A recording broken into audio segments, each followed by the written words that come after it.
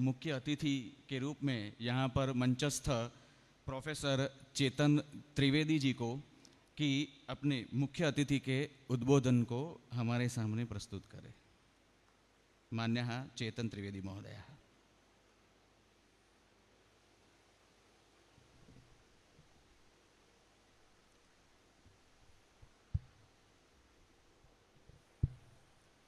नमो नमः।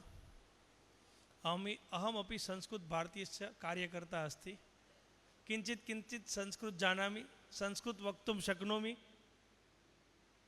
पण हूँ मारा जे विचारो आ बाबतमां रजू करवाना छे एमां कदाच हूँ संस्कृत भाषामां न्याय न आपी शकूँ एवुं बने तो माननीय अध्यक्षश्रीनी परमिशन लई, आम तो गुजरातना ज लोको छे कि आउट ऑफ गुजरातना छे कोई कुलपतिने बात करता, तो गुजराती में बात करिए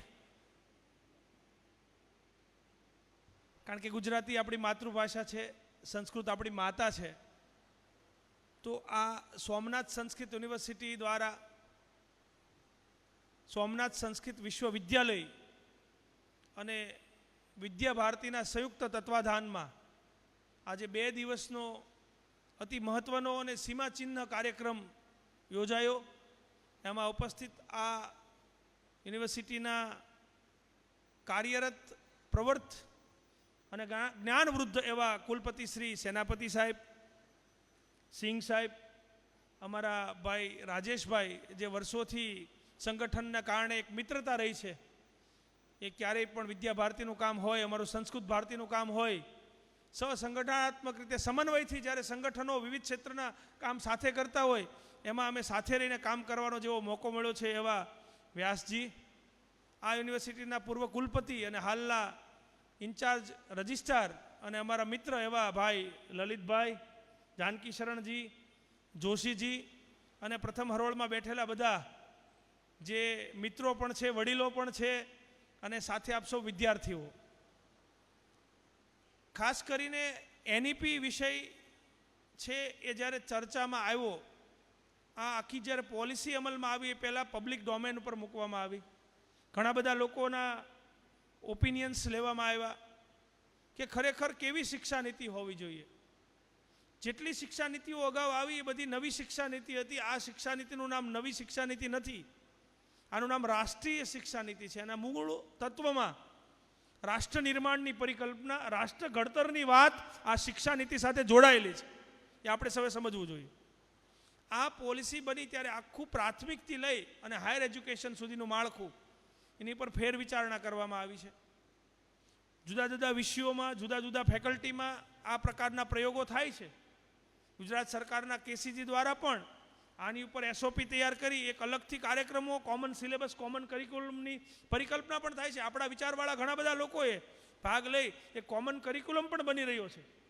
એવા સમયે સંસ્કૃત છે એને ખાસ કરીને આ જે ચર્ચા સભા થઈ એમાં હું જોઉં છું વિદ્યાર્થી લઈ અને કુલપતિ સુધીના, ડીનથી લઈ એચઓડી સુધીના, ઈસીના સભ્યોથી લઈ અને નોન ટીચિંગના સ્ટાફ સુધીના લોકોએ ભેગા થઈ, કારણ કે ગુજરાતમાં સંસ્કૃતની જ્યારે વાત આવે ત્યારે આમ જેને કહેવાય ને જગતગુરુ શંકરાચાર્યની પીઠ કહેવાય, એમ સોમનાથ સંસ્કૃત યુનિવર્સિટી સંસ્કૃત વિષયમાં ગુજરાતની પીઠ છે। એટલે અહીંથી જે નિર્ણયો થશે, અહીંથી જે બાબતો અમલમાં આવશે એ બાબતો સર્વવ્યાપી, સર્વ સ્વીકાર્ય ગુજરાતભરના લોકો સ્વીકારશે। ખાસ કરીને જે ચર્ચાઓ થઈ એમાં જાનકી શરણજીએ વૃત્ત આપ્યું, તમે બધા પાસાઓ વણી લીધા છે, પણ મને લાગે છે કે સંસ્કૃત પાઠ્યક્રમ છે એ માત્ર તમે હાયર એજ્યુકેશનથી નહીં, પ્રાથમિકથી વિચારો, કારણ કે શિક્ષા નીતિની અમલવારી प्राथमिक थी जरूरी है। मारे क्यारे मुझे हर बार संस्कृत में 100 आउट ऑफ 100 मार्क्स आते थे सर। जो पढ़ाने का तरीका है वो गलत है। 10th में भी 100 आउट ऑफ 100 है, 12th में भी 100 आउट ऑफ 100 है। FY में प्रथम गौण संस्कृत पढ़ा था, अभी मुझे पता है काव्य में से प्रकाश व्यवहार विद्य सदा परिनिवृत्त एकांता संमित तयोपदेश युजे। पंकज भाई भणावता अमने काव्य प्रकाश की कारिकाओ आवड़े अमने, पण ए कारिकाओ केम बने, एनु संस्कृत शू है, एनु व्याकरण शू है, मम्मटाचार्य शू है, भास शू है, भारवी शू है, माधे संति तयोगुणा शू है, आ बधी बाबतों जे व्यावहारिक शिक्षण है ये खूब जरूरी है। संस्कृत घणा वर्षों सुधी स्कोरिंग सब्जेक्ट तरीके लीधो लोगोए, પણ જ્યારથી સ્કોરિંગ સબ્જેક્ટ બંધ થયો, નવા લોકો આવ્યા, નવા અધ્યાપકોએ પેપર ચેક કરવાના શરૂ કર્યા. પહેલાં ચેક ઓછા થતા હતા, આ ચેક કરવાના શરૂ થયા, સ્કોરિંગ સબ્જેક્ટ બંધ થઈ ગયો, સંસ્કૃત વિષયો બંધ થવા મળ્યા. તો આ બાબતોની ચિંતા અને ચિંતન જવું જોઈએ. મને લાગે છે કે સંસ્કૃતની જે પાઠ્યક્રમની ચર્ચા પ્રાથમિકથી આપણે શરૂ કરીએ. અલગથી વિદ્યા ભારતીને હું વિનંતી કરું છું, આ આપનું કાર્યક્ષેત્ર છે, આપના ડોમેનમાં આવતું વિગત છે. પ્રાથમિકથી લઈ અને જો આપણે સંસ્કૃત બોર્ડ પણ આમાં રસ લે, સંસ્કૃત બોર્ડ પણ અત્યારે અસ્તિત્વમાં આવ્યું છે. બોર્ડે પણ માત્ર સંભાષણ નથી કરવાનું, બોર્ડનું કામ સંભાષણ કરવાનું નથી, પાઠ્યક્રમનું નિર્માણ કરવાનું છે. આ દિશામાં વિચાર કરવામાં આવે તો મને આશા છે, મને વિશ્વાસ છે કે સંસ્કૃતનો પાયો મજબૂત બનશે. અને તમે સંભાષણ, કોઈ સંસ્કૃત ભાષી હોય, કોઈ મારો વિષય આંગ્લ ભાષા છે, અમારા અંગ્રેજી વિષયમાં ભણતો વ્યક્તિ અંગ્રેજીમાં સંભાષણ કરી શકે, એને વાતાવરણ પૂરું પાડવામાં આવે છે. આપણે કાંઈક ને કાંઈક સંસ્કૃત ભારતી દ્વારા સરળ સંભાષણનો જે અભ્યાસક્રમ છે એ અમે તો અમારી યુનિવર્સિટીમાં કોર્સ તરીકે મૂક્યો છે. અને હું તમને એનઈપીની વાત કરું તો તમે બધા હાયર એજ્યુકેશનમાં સુપેરે પરિચિત છો. એમાં મેજર છે, માઇનોર છે, આ બધા લોકોએ ભણવાનું છે. એ સાથે સાથે જે 2 ક્રેડિટના કોર્સિસ છે એમાં એક કોર્સ છે AEC, that is ability enhancement course. એટલે આ એનઈપીનું બહુ મુખ્ય બિંદુ છે. એમાં ભાષાની વાત કરવામાં આવી છે. કોઈ પણ અનુસ્નાતક કે સ્નાતક ગ્રેજ્યુએટ આપણો સમાજમાં લોકોની વચ્ચે જશે, જો એની કમ્યુનિકેશન સ્કિલ, એની વાતચીત, એની ભાષાનો સ્વામી નહીં હોય તો કોઈનો સ્વામી નહીં બની શકે. એ બિઝનેસ હોય, ધંધો હોય, એન્ટરપ્રિન્યોરશિપ હોય, સરકારી નોકરી હોય, કોઈ પણ ક્ષેત્રમાં જશે, એનું કમ્યુનિકેશન સ્કિલ્સ એટલે લેંગ્વેજ. એટલે આમાં ભાષા ભણાવવા ઉપર ખૂબ ભાર મૂક્યો છે. 4 ભાષાઓ કે ભારતની કોઈ પણ ભાષાઓ ભણાવી શકાય છે. તો આમાં સંસ્કૃત ભાષાઓ વધુને વધુ વિદ્યાર્થીઓ લે. શા માટે? અંગ્રેજી આંગ્લ ભાષા છે, એની જરૂરિયાત છે, શીખી લેશે. ગુજરાતી માતૃભાષા છે, આવડતી હોય. હિન્દી રાષ્ટ્રભાષા છે, સંસ્કૃત ભણો એટલે આવડી જાય. સંસ્કૃત ભાષા ભણવાથી બાકીની 3 ભાષાઓ આવડશે. તો એઈસીની અંદર એવા પ્રકારના કરિક્યુલમ હું તમને વિનંતી કરું છું કે તમે એવા કરિક્યુલમ તૈયાર કરો કે કરિક્યુલમ થોડા કેચી હોય, કે કરિક્યુલમ ભણવું ગમે.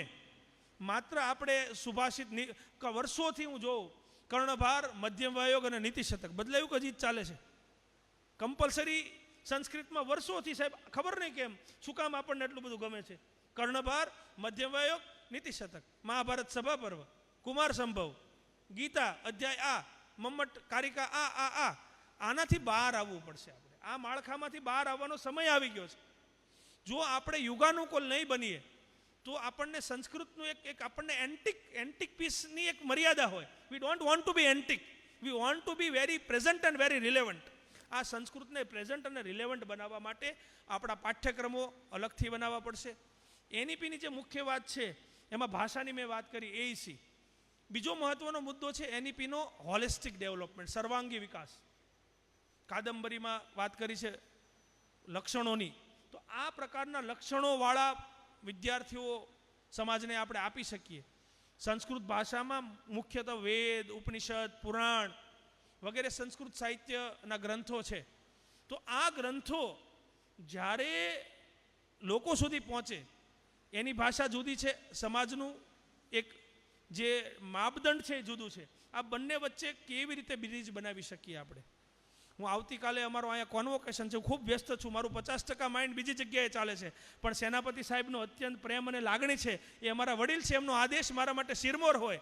એટલે આ કોન્વોકેશન મારા મનમાં ચાલે છે, પણ હું અહીંયા છું. હવે થનારા કોન્વોકેશનમાં અમે ડૉક્ટર ઓફ લિટરેચર ડિલીટની ડિગ્રી આપવાના છીએ કાલે. મેં પહેલી ડિલીટની ડિગ્રી પણ સંસ્કૃત ભાષી માટે જ વિચારી છે, કે જેણે વેદ, પુરાણ અને ઉપનિષદનો અભ્યાસ કર્યો છે.